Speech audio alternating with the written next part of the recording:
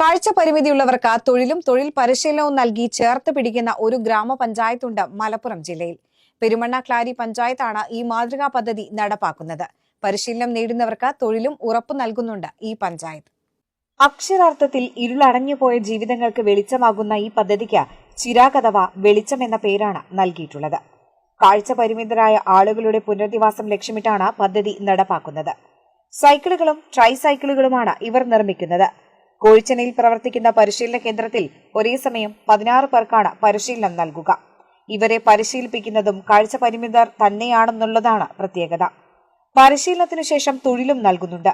കാഴ്ച പരിമിതരായ ഇവരുടെ നിർമ്മാണങ്ങളായ cycle, try സൈക്കിളുകൾ എന്നിവ ജനങ്ങളിലേക്ക് എത്തിക്കുന്നതിനായി വിപുലമായ രീതിയിൽ പ്രദർശനങ്ങൾ ജില്ലയിൽ ഓരോ പഞ്ചായത്തിന്റെയും സഹകരണത്തോടെ ഒരുക്കാനുള്ള ശ്രമത്തിലാണ് ഇക്കൂട്ടർ.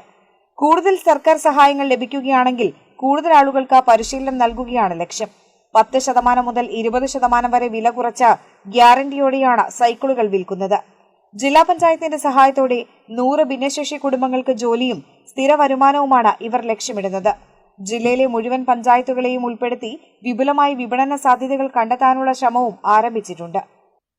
തിരൂരങ്ങാടി ബ്യൂറോയ്ക്കൊപ്പം ന്യൂസ് ഡെസ്ക് കേരള വിഷൻ.